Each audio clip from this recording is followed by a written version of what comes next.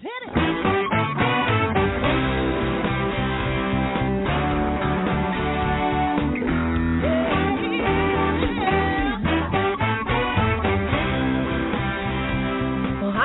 And welcome to Alzheimer Speaks Radio. I'm your host, Lori LeBay, and I'm so excited that you're joining us today. We are going to have a fascinating conversation as usual as we learn from people all around the world at all ages and stages of life. Stay tuned as we shift our dementia care from crisis to comfort. All right, here we go. What you think about, you will bring about.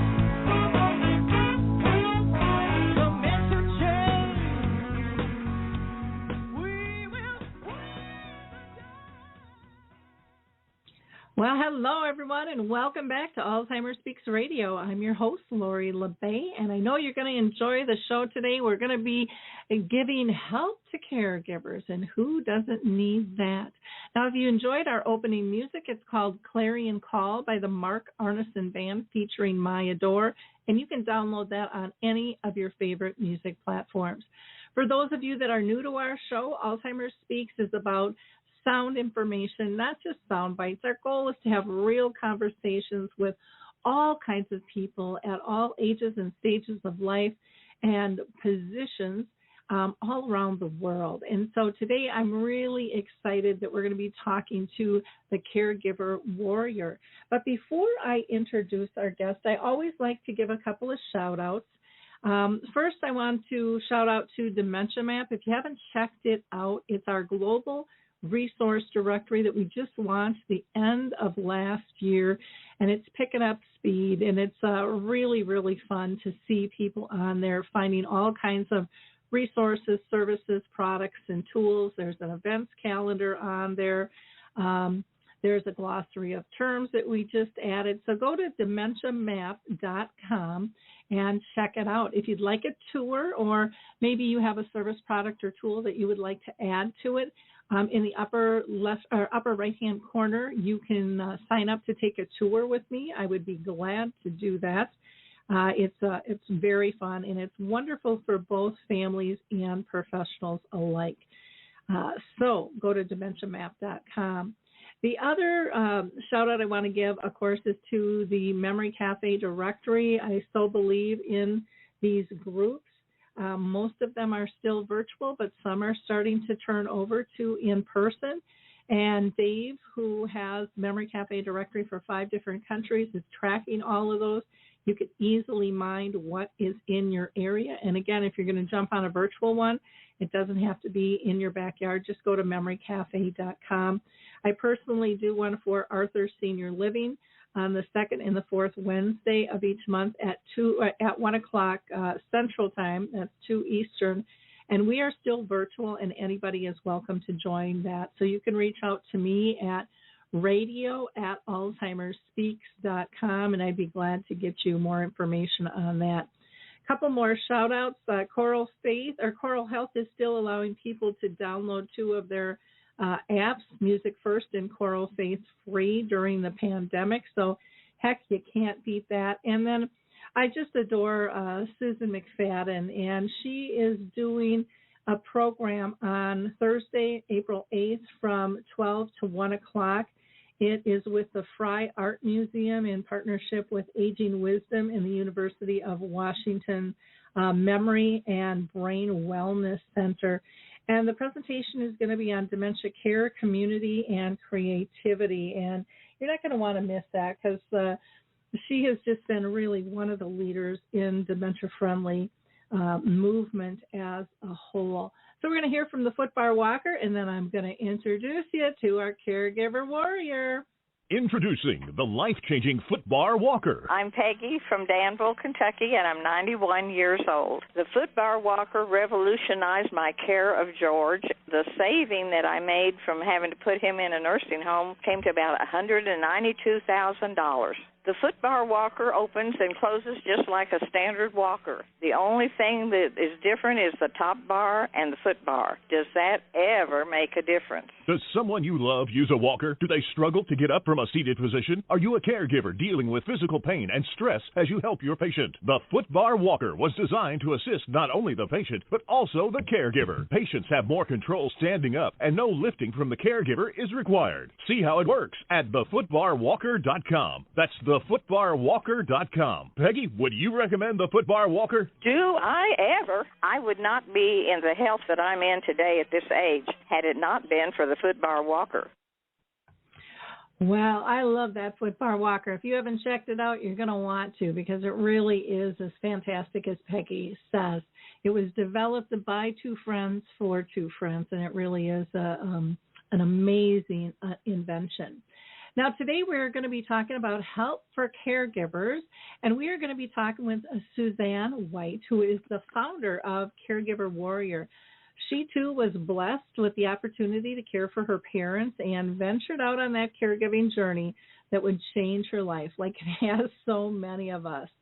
She blogs about her journey on her website, caregiverwarrior.com, and she shares her experiences, her strength, her hope with others, so they, too, may live with grace and empowerment. You can also find her on Twitter, LinkedIn, Facebook, and Instagram. So, Susanne, welcome to the show today. How you doing? Hello, Lori. I'm doing so well. It's an honor to be here. Well, I am thrilled to have you on the show. I don't think we can raise enough people's voices around the world. There's so much knowledge out there, and we just have to get people connected to all of the alternatives, because we all come from a little twist and turn in terms of how to cope. And I'm a big believer in building a toolkit that one person or one product does not have all the answers. So thank you so much for taking the time to be with us. I always ask every one of my guests if they have been personally touched by dementia in their own family or circle of friends. So how about you? Was it specifically dementia that got you on this path of caregiving, or was it something else?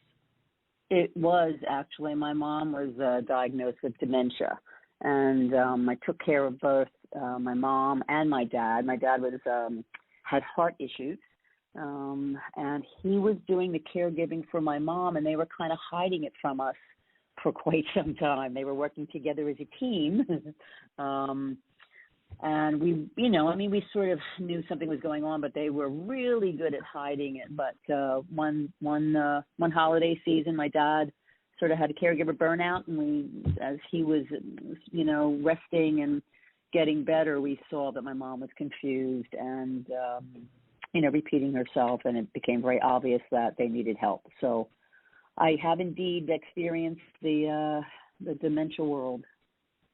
It is amazing how that tag team happens. I know my family did it as well, and I was part of that, and I didn't even know I was part of it until something happened where I was really unhappy with some of my parents' friends, and then I realized, this is my own fault. They have no idea what we're dealing with because we're hiding it so well. And I think that's really common. We start out, it's a little thing, and, it's no big deal. And then it gets bigger and bigger, and you keep kind of covering and making sure that everything's okay, talking about, it's their dignity and stuff. But there's this point, I think, where it's either a crisis, where it gets noticed, where one of them can't keep up their side as well as they were. And then, everything just hits the wall, or it's, Exactly. And that's kind of what happened to all of us and my dad. And I think that's a really great point there that you bring up, because I think unconsciously as caregivers, and it's great that you admit that in your self-aware. And, self-awareness is a really big thing for me as a caregiver and for caregivers. And I think that a lot of times we do that, where it's sort of the stigma of dementia and Alzheimer's. And part of it is we don't we don't want to admit it, that we're losing, someone slipping away from us. And it's never a bad intentioned thing, but I think sometimes it really does, it's good to admit that we tend to sort of not ignore things, but sort of say, oh, everything's going to be okay. It's not really as bad as we think it is. And I think, we hurt ourselves when we do that as caregivers and as people who have the disease themselves, Well, and I think it hurts others around that want to help, and they're really kind of pushed away. They're, they feel like, I thought I was in the inner circle. What the hell happened? Why don't I know about this? Why aren't I being included? And then there's all that self-doubt that comes in, and then that kind of puts that wedge there. And none of us know that we're even doing that or that those perceptions are happening because we're so in overload trying to take care of everything. And that's exactly what it is. I remember because I had a really, I'm a type A personality control freak, and I had to really kind of learn to ask for help. I was going to do it all myself and all perfectly and all at once, and I was going to fix them. And and I had to learn to, I hit the wall, of course, but I had caregiver burnout because of that kind of attitude. And I had to really, when I reached out for help, I had to realize that, people were standing on the sidelines waiting for me to say to them, could you help me? Because they didn't know, they didn't want to, I was like, I'm fine. And they didn't want to, they didn't want to upset me, or they didn't want to insult me or whatever. And they were like, oh, I'm so glad you asked, because, like, I didn't know what to do. Well, what can I do? And I think that that's a good point. The caregivers need to understand that we can ask for help and that there's people there waiting, on the sidelines that would really give us help. Well, I was chuckling when you said, I'm kind of that, a personality and a control freak, because my brothers and I actually had that conversation. And I was going to say, oh, no, explain it like this. You are organized. Because that's how I viewed myself. I was like, no, I'm organized. They're like, no, Lori, you really are a control freak. And so we, and it ended up being a humorous conversation. But again, it's that whole perception of, and what is your role in the family? And I was always the fixer of the family, and and kind of controlled those things. But everything went smoothly when I, put my organized self forth like that. And my brothers were always fine with me in that role. And so we ended up having go ahead. I think it's, I think we have some wonderful traits. They're wonderful traits. We are organized, and we are resilient. And I think most caregivers are kind of who I believe are hardwired to caregive. I think a lot of us are type A personalities, and I think it serves us really well. But on the other hand, it's great that, you could talk to your brothers and hear them say, no, it's a little bit more than being organized, Yep. Yeah. Well, and I remember, one of my brothers said, his wife, my sister-in-law, she's like, she's really intimidated by you. I'm like, me? Why? Well, you always do our holidays, and they're pretty fabulous. You kind of go all out, and she grew up in a family like that, and I'm like, if she wants to learn, I'll teach her. It's. But I remember then I said that to my other sister-in-law. She's like, oh yeah, I remember joining your family.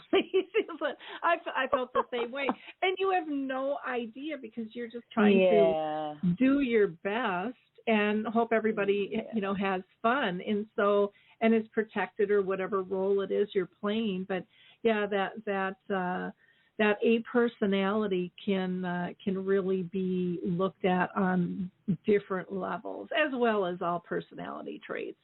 Yeah, exactly. And your self-awareness around it, is great. And I think that's really important for caregivers, because like I said, I think most of us do have that personality.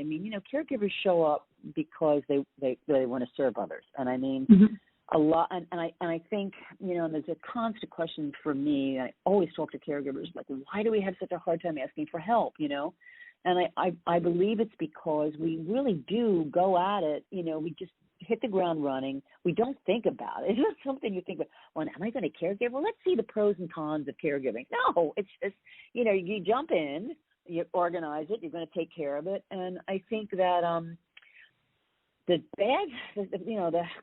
bad part about it is that we figure we can do it all ourselves. So we hesitate to ask for help. And I think that That's the downside. Good side is we're good organizers, and we're really going to get in there and get the job done. So it's a balance, I think. I think it's caregivers have to have a balance, and they have to understand that, yes, they're really good at what they do. Yes, they're really committed. But, yes, they can ask for help, and they can't do it alone. Caregiving takes a village. Yeah. Well, but don't you think society kind of sets us up that we're supposed to do it alone, and we're really not supposed to, and so, one of the things I want to get into, because I definitely have some comments, and I'm like biting my tongue on it right now. So I want to jump into, that we have three selves that we have to acknowledge. Why don't you talk about those? Because I definitely have some thoughts on these as well, but I would love to hear your thoughts, because maybe they are my thoughts. I don't know. We'll find out. Well, I would love to, because I did, just to start at the beginning, I did not get along with my mom. So we had a really rough journey, and I had a lot of baggage there. So, and if you told me I was going to take care of her, I would have told you you're crazy, type A or not. I was just like, no, there's not going to happen. So, in making the commitment to care for her and my dad, it was rough. It was very, very rough in the beginning, and I finally, had to understand that she was not going to change. But I had to, not only was she not going to change because that was just her personality, but, in the throes of dementia, she was not going to change. So I had to. So in understanding that and trying to change our relationship and feel more comfortable taking care of her and making her feel more comfortable, which was tough in me taking care of her, I came up with a couple things that I had to do. And one of them, and it all started with self-awareness. It all started with, what am I feeling? What's going on for me? What am I doing? And how am I behaving? Especially in this relationship with my mom, like why were we banging heads constantly? Why was I nervous whenever I had to do anything with her? I was 6 years old, it was just kind of a mess. So really digging around, looking in the mirror, and being self-aware of what my body was feeling, what I was feeling, what was coming up. Was it old? Was I looking in the rearview mirror? Was I present? That self-awareness was really, really important. And through having the self-awareness, I could start to begin to love myself, and to sort of understand what was going on and have empathy for what I was going through, and be kind to myself. And then in doing that, I was able to know, hey, I got to take care of myself. I have to do whatever I can, and use whatever tools in my toolbox I could to get through this and not be miserable. I could have a journey and I could enjoy this, or I could be miserable. So that's what I needed to do. I needed to be self-aware. I needed to find some self-love, and then I needed to take care of myself, self-care. Yeah, and that is so important, to be able to be reflective and figure out. I think we avoid our feelings so much in society, and people stomp them down, and it's like that is the crux of basically living. Emotions don't go away. People will tell you that even with dementia, when someone's not able to do something, they still can feel. And memories, they might not be able to tell you what was happening at the time, but they'll tell you how they felt, or be able to relay that in some fashion to you. And so I think that is critical. I think also one of the things, in terms of, being self-aware and self-loving, and then care for yourself as well, is a lot of times I think people mix up or merge self-care and self-critic. And so when we are self-aware and we realize, I could have done something a little better, we turn in, or we allow our inner critic to take over, and then they just beat us up. Instead of going, hey, I made a mistake, I can do better next time. What are the lessons I can learn from this? And I think that's why sometimes people are so wary of becoming self-aware, because they're like, that inner critic's going to take over and beat me up because I know I'm not perfect. Right. Well, and I think, yes, and I mean, I just wrote a blog, interestingly, about imposter syndrome.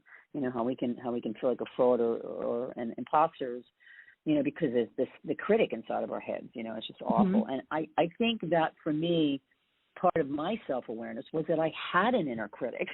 My tape has been going for so long that I wasn't even aware of it. Like, I wasn't even aware that I was beating myself up, and trying to be perfect all the time, like my perfectionism. So part of my self-awareness was, why do I get so crazy when things don't go my way when I'm taking care of my mom? A, she's giving me a hard time, and B, the life is giving me a hard time. And why do I feel so crappy about it? Why does it have to be perfect? Why am I so rigid? So, I had to kind of really look and see, like, what am I saying to him? And I got, think about what I'm saying to myself. I'm second guessing myself. It's like, if I make a mistake, I'm a bad caregiver rather than human. We all make mistakes. And a lot of my caregiving right through the entire journey was not pretty. I showed up and I did the best I could, but, we're all human. And sometimes I was challenged and really tired. And I was not I was snarky, and it was not pretty. But you know what? I did the best I could. And I have to give myself a break around that, and it's time to say, hey, I need help on this because I'm really tired. So I think you bring up such an incredibly important thing that caregivers have to realize they're beating themselves up. The most selfless, wonderful people in the universe are constantly beating themselves up. It drives me crazy. I get so frustrated with this concept. I'm so glad you brought it up, because it's just, why do we do that? And I think there's a lot of different reasons. I have, some of it was my old baggage, and I had to change that. I had to realize that that the critic, I had to kill the judge inside my head. Being inside your head by yourself is like being in a bad neighborhood, but alone. Like, I had this bad roommate talking to me all the time. And so lock the door and drive fast. Yeah. yeah. And we all have it. It's not, there's nothing wrong with me that I have this critic. It's just like, shut up. Yep. Well, it is. It's really taking the gavel back and going, hey, I'm in charge here. You had your say. I'm overriding you, or I'm overruling you, or whatever the heck they say in court. I think one of the reasons, though, like with the whole perfection thing, I think one, it can be that type A personality, but I think also, to me, it comes into play significantly in two particular situations. One is when you really have loved somebody deeply and you know how well they've cared for you over the years, and you want to give that back. You want to honor them. But then, like in your situation, I'm not saying this was, I'd be interested to hear your thoughts, but in a lot of situations where they didn't have that love, there wasn't that relationship, and it's a difficult thing to step into when they do decide, then many times what I hear is, I want to show them how it should have been done.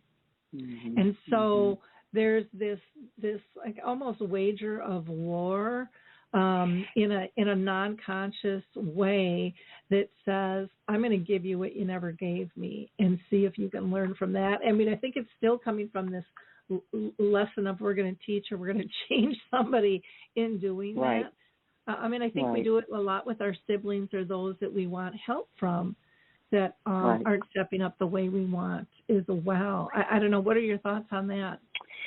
You're bringing up really wonderful concepts here, and I love it because this is really authentic, truthful conversation, and I think it's really important. For me, I had an extraordinary healing with my mom through my caregiving journey. It was a great gift to me, and it came when I changed, when I reflected, and I had empathy for myself and what was going on with me, and then I was able to have empathy for her. And I was able to kind of step back and look at our patterns, like why we argued, and the thing of it is, look here, the bottom line of it is, if I'm being really truthful, is we're exactly alike. There's so many things that my mom and I were, do you know what I mean? And that's the truth. And I think she had anxiety all her life, and I think that caused her to act a certain way and have certain behavior. I think she was very worried for me, and I was able to see that. But I think the motives behind our big feelings or our reactions, as opposed to responses, come in all kinds of different sizes and shapes. And I think I heard a saying recently, like, I'm unique like everybody else. We all have different, emotional paths. But I think, to your point, if you can look at them and say, hey, why am I acting this way, or why am I having this reaction to somebody else's big feelings, or a sibling who feels guilty, or, a mom who's just really upset that her life is slipping away from her and that she's losing control, which makes her feel safe. We all have, all have things that make us feel safe. And it's a very complex relationship when you take care of those who cared for you. And in the best of situations, and you have that role reversal, it's a nightmare for everybody. Getting used to that role reversal is huge. And if you don't take it easy, with them and with yourselves, and it should be with yourselves and then with them, it's daunting. So the fact that we're just talking about all these reactions we have, that we need to look at them and kind of pick at them a little bit to see if we can make them responses, as opposed to reactions. Because we're all motivated by this gunk sometimes, Yeah. Yeah, that's very true. When you were talking about healing with your mom, my mom and I had a great relationship, so I didn't have an issue there. But my mom didn't have a great relationship with her mother, and and I've told this story a zillion times on the show, but I'll state it again because I think it's important. Her dad had a massive heart attack when she was 15, and her mother had a nervous breakdown, and she took off and she kind of traveled around the world, left my mom home alone. Now, needless to say, you couldn't do that these days. But my mom had issues of abandonment and struggle. But somehow through me caring for her, that healed. And, I don't know exactly how, but she moved into a nursing home, and she'd be sitting with her friends, and every time I would come in, she would say, and there's my mother, and she takes such good care of me. Wow. Oh, gosh, that is so beautiful, isn't it? I mean, it is.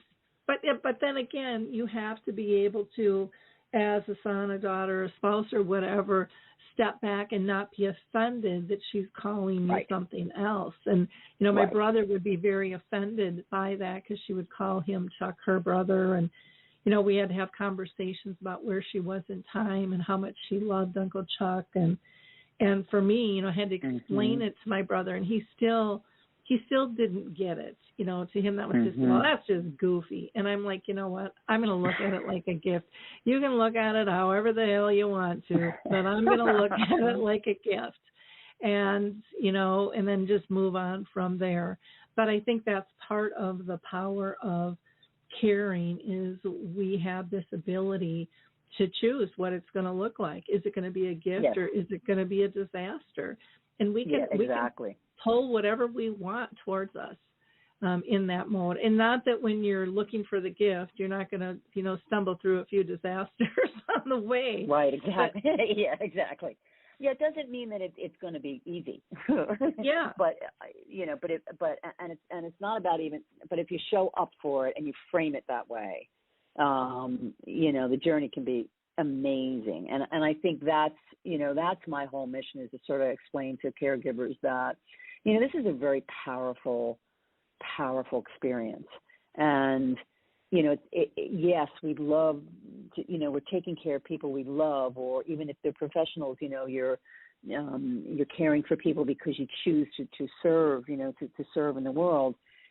It's a big experience, and it is something that we can, like my glass is always half full. My dad's glass was always half full. And I mean, I was able to, and I worked really hard at it. I mean, there were times when I just thought I couldn't carry on, or that that it was just, there were crises and mental crises and health crises and hospital crises and, but I really wanted to get what I could out of it. And it changed my life forever, because it made me a better me. Mm-hmm. I mean, I really believe that. The work that I did within myself around my relationship with my parents, it just changed my life. I mean, I'm definitely much healthier and much happier, and I have a sense of peace after everything was over. Do you know what I mean? I mean, and that opportunity is there for all of us. And I think that it's work. It's not easy, but it's there. And I really believe that opportunity is there. I do too. It doesn't mean, it doesn't mean it's pretty all the time. No, nothing is. Life wasn't pretty before dementia hit, or right. before any health crisis. I mean, life has its ups and downs. You can't have your joys without your sorrows. They just go hand in hand. We don't always view it like that, but you can't be happy if you don't know sad, because right, exactly. it's all relevant. I know. And I always say there's no growth in the happy place. I mean, I mean, although, I struggle to find happy places because that's just my personality. But, there's no growth there. Mm-hmm. The growth comes in the sorrow and the work. Yeah. And for me, it was, and you're just bringing up really great, it's just people have different reactions. And I think that what I love is that you sort of detached with love from your brother's reaction, because that's his choice. Mm-hmm. And that's his personality, that's how we all have different ways of coping. And sometimes people can't, it brings, listen, first of all, taking care of your parents, having your parents become the child and the child become the adult is heartbreaking. I mean, it's just, and it's frightening. And we all have different ways of reacting to it. For me personally, I pick at things. I want to understand things. It makes me feel safe if I understand what's operating. So I was able to sort of pick at my relationship and go, oh, here's what's going on here. And it helped me have a really good experience. Yep. No, I agree. Let's talk a little bit about this self-awareness, self-love, and self-care, and why you think it's so important that people incorporate all three of those in their lives. Well, first of all, I mean, you have to be, we sort of covered the self-awareness. You just sort of have to understand what's going on, or just be self-aware, even if it's physically, I mean, if I had a lot of sleepless nights where, nights where I couldn't sleep, I couldn't eat. When I would feel myself, especially like when you're in an ER room or you're hit with something, what does my body feel like, on my shoulders up to my ears? Am I really tense? Am I getting angry? Am I afraid? So I think just a self-awareness on a daily basis, like take your emotional temperature, like every day, because so much of what we go through, I believe as caregivers, is sort of this very subtle thing that goes underneath it. If we're not careful, we miss it. Yeah. Like I'm exhausted or I'm really angry and I don't know what happened. Where'd that come from? So you sort of have to take your emotional temperature. And I think that's the part of the self-awareness. And then you can sort of have self-love and say, I'm frustrated and angry today because I'm telling myself that no matter what I do, it's wrong. Mm-hmm. I mean, I went through that a lot. And I go, well, that's not true. You're showing up. You've been up, for 20 hours. You're a little tired. You're doing the best you can. Go take a rest, sit down for a minute, and I was sort of able to say, hey, I'm okay, I'm safe, I'm a good person, it's okay, I'm doing the best I can, and just sort of self-hugs kind of. And then when I was able to do that, I was able to say, gosh, I'm hungry. I love I love HALT. I don't know if you know, like hungry, angry, lonely, tired. Mm-hmm. So that's the foundation for my self-care. It's like, am I hungry? HALT, stop. Am I hungry? Get something to eat. Am I angry? What the heck's going on? Am I lonely? Pick the phone up, call my sister or text somebody. And am I tired? However I can, take a rest. So I think you can't get to any of this unless you're aware of it, unless you think you deserve it, and then you can take the action on it. So I think, you got the self-awareness, the self-love, and then the self-care. And you need all three. You can't do one without the other. Yeah, when you were talking about self-awareness made me chuckle because the other day I was like, oh, my God, I'm just in this horrendous mood. I don't even want to be around me, So I got in the car and I drove for a little while, and I'm like, I have no idea why I feel this way, but it's like I got to shake this loose because even I don't want to be by me. And I had kind of isolated myself from my family as it was, but it was kind of hilarious. It's like I still to this day I don't know what it was. I just knew that I needed to get rid of it, And so I drove around. That's brilliant. But see, that's brilliant because we're not always going to know, especially in our lives, especially today and in our lives. And there's just so much to be angry about. Do you know what I mean? There's righteous, So, and frustration. So sometimes we're never going to figure it out, but to be aware of it and to take care of yourself and get in the car. I had a friend that was I had a friend who took care of her dad who was he had dementia, and it was bad time. So she would get in the car and just drive on the highway and scream. Mm-hmm. Like to scream, for a couple miles, and then drive back. I remember actually doing that when I was caring for both of my folks. It's like, I can't go home and do that. I don't want anyone else to see me. And then even on the road, I would make sure there was nobody around, let alone did I know the cameras were probably catching me screaming as I'm driving down the road. Those weren't in place as much as they are today. But. That's so funny. But see, there we are, it's like, that's where we have to be really aware, because whenever other people think of us as none of our business, but it's difficult. It's difficult to even get in the car and scream, and feel okay about it. We deserve it.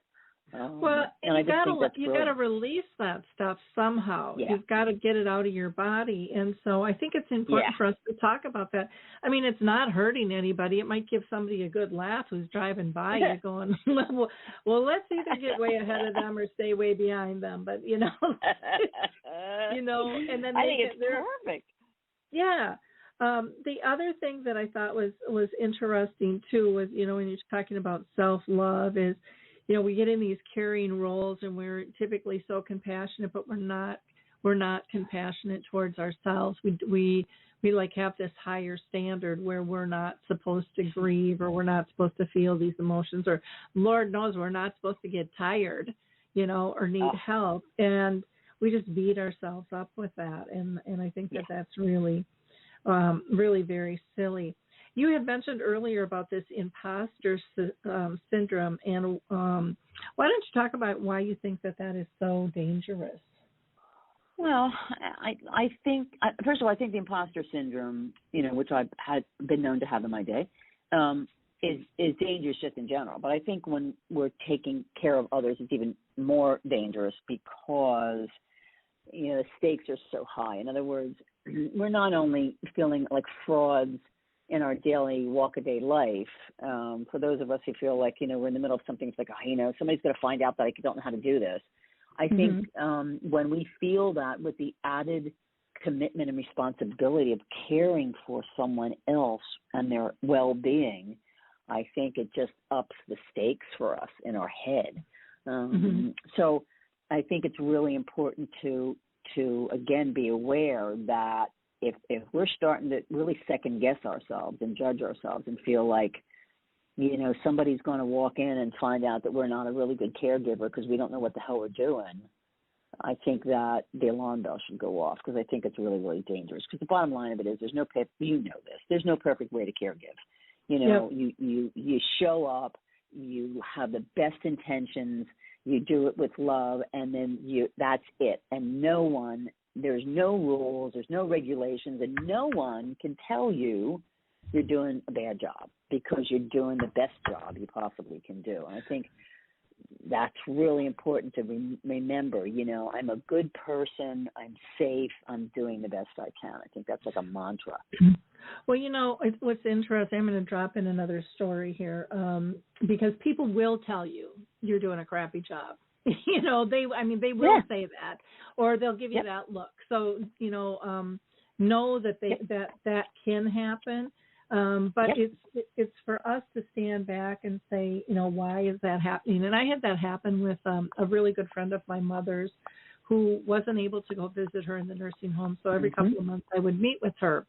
and we'd have breakfast. And this one morning, as I'm sliding into the booth, I slid over this DVD, and it was a picture of my mom, myself, and this musician. And I was so excited because my mom, even though she was in her end stages and, we were going to do an hour session, she only lasted a half hour, and through that half the time she was asleep. To me, she was so joyful. So in this picture, I saw pure joy. My mom's friend, Kay, saw it, and, she's like 76 years old at the time. She screams out in the middle of the restaurant, "Oh, my God, she looks horrible. Lori, I'm so disgusted with you. All this time you've been telling me what good care you're giving your mom. I can't. I don't even know what to say to you. I can barely look at you. I'm so mad at you right now." And I felt really uncomfortable, and I giggled, and then I really got the seething eyes that I think just burnt a hole through my soul. And then I sat quiet for a couple of seconds, and then I said, "Thank you." And then she's like, "Thank you. What are you thanking me for?" And she just kind of went on. And I said, "Kay, I'm thanking you because I don't see what you see. I don't see that her hair is a mess. I don't see that, I'm not focusing on her chipped and her broken teeth. I'm not focusing on that billy goat hair on her chin. I'm not focused that she doesn't have makeup on. I'm not focused that her eyebrows are a little bushier and probably need trimming. I don't see any of that." And she's like, "Well, what the hell do you see when you looked at that picture? Because it doesn't look like your mom at all." And I said, "I see the glint in her eye. I see the big smile on her face. I see the dimples. And when I look at this picture, Kay, I hear my mom giggle. This is my mom today in pure joy. So thank you for letting me know I don't see what you see." And I think sometimes we have to step back and really figure out, what are they seeing that looks so different than what I'm seeing? And, when someone's beating you up, they're not seeing the true everyday thing that you're doing. They're right. And I think, and when you were telling that story, people often ask me, because I say that I want to help caregivers survive their journey with grace and empowerment. And people often ask me what I think grace is. And that, your reaction was grace to me. That's grace. Where, you were affronted and someone attacked you and came at you. I call them drive-by shootings. That was an emotional drive-by shooting, and you gave yourself and your inner soul a minute to just, sort of regroup. And instead of, turning that energy back on her, you were able to deflect it and hand her a gift that she had a choice to pick up or not pick up. And I think that's grace. And I think what she's seeing is she's seeing loss. She's seeing her own personal grief and loss in that picture. Yep.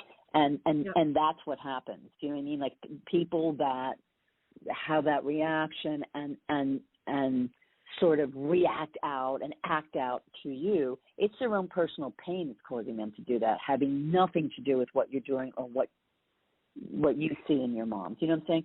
So she, and it's a shame because, here we are, finding the joy and seeing the everyday loss and dealing with our grief ourselves, but, managing to see the beauty of it. And someone comes along because they're in pain. They want, misery loves company. They can't deal with their pain, so they're trying to take it out on us. And I think we have to really understand that. And that picture to her, I mean, this was a woman who loved my mom, a kind, nice woman who I knew that would never be her normal reaction, that something else was going on. And not that I was thinking that deeply at the time, because you're kind of shocked into the reaction. But this is a woman who couldn't go visit my mom. And my mom at that time had been in the nursing home 14 years. And so she still in her mind visualized my mom as who she was before dementia hit. And, my mom always was, dressed fine, makeup, nails done, lipstick on, just the whole 9 yards. And so this was a very different person, and this is exactly why she couldn't go to the nursing home to visit, was because she had visions of her own parents and what they looked like and what that meant, and didn't go any deeper. And granted, back then, nursing homes were very, very different than what they are today. Any of the care homes are. But things can look pretty and not be good either. So yeah, exactly.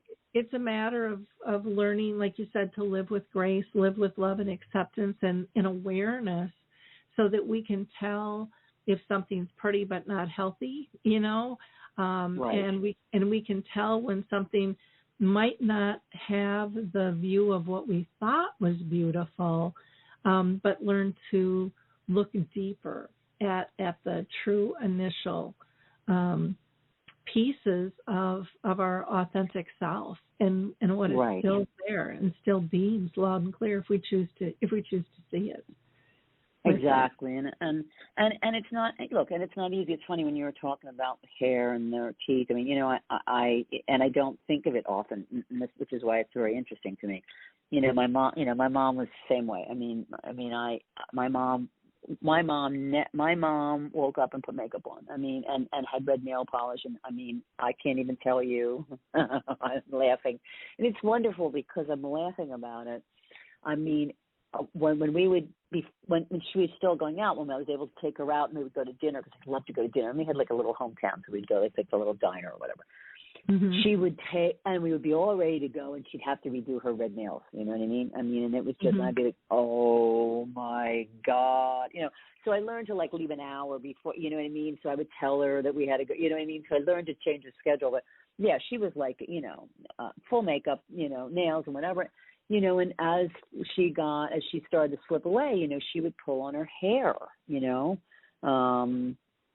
and my sister and I were just like, oh my gosh, she looks like Beetlejuice. It's like, it was so, and it was funny. That we were able to laugh affectionately about it, but it was so painful, and I would do her hair. I would, dye her hair and curl her hair, and we would have this bonding time, which I couldn't believe I had with my mom.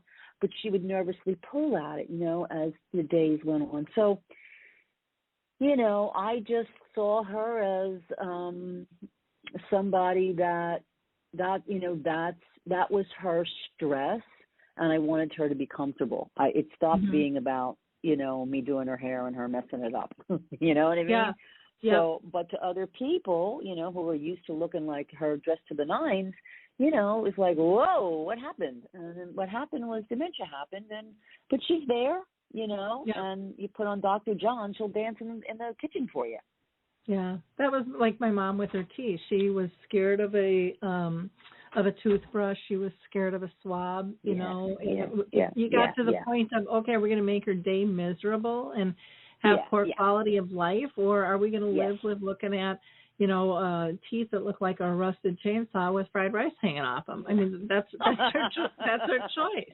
And when you are truly giving care, it's about their comfort.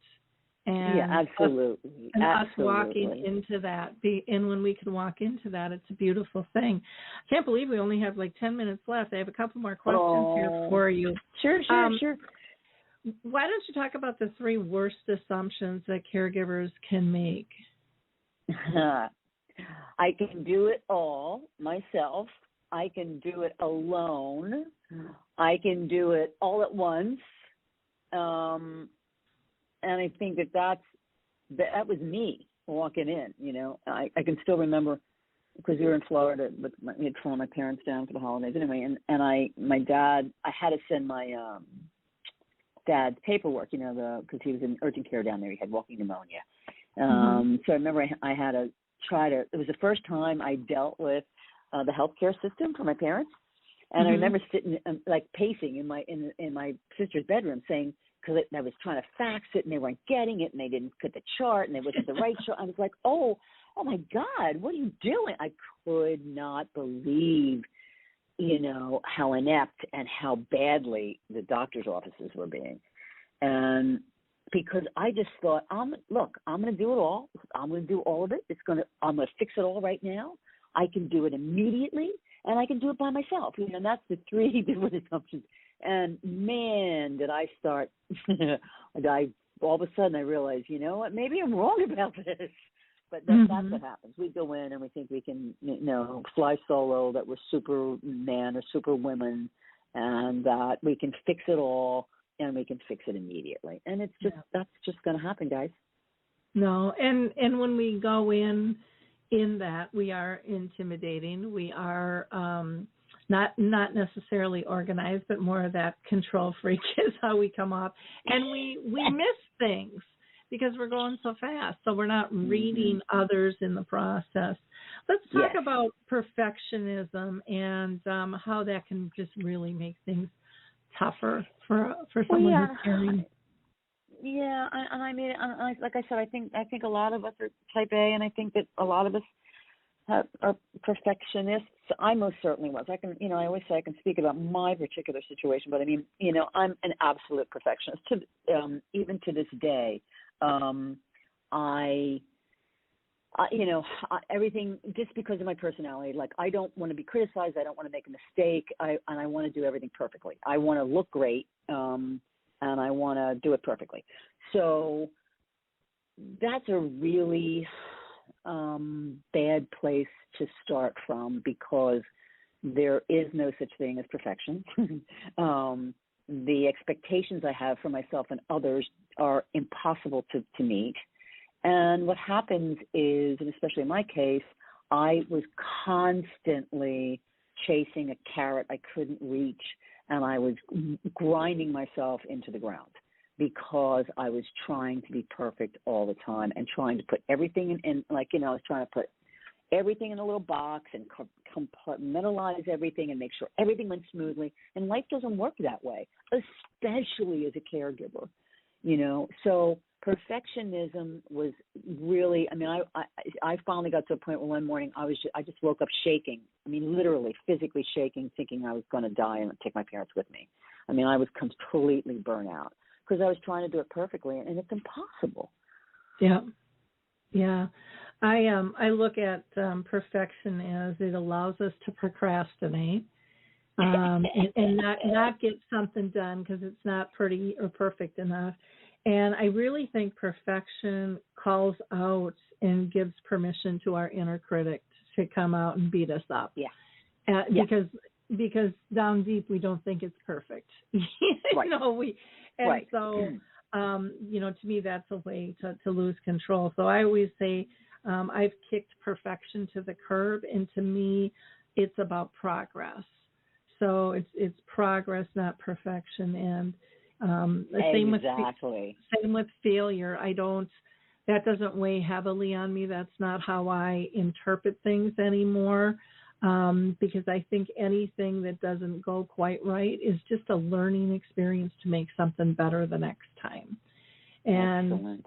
And when you're able to grasp it and twist it into something that can help you in the future instead of beat you up in the present and the future, I think we're all better off for that.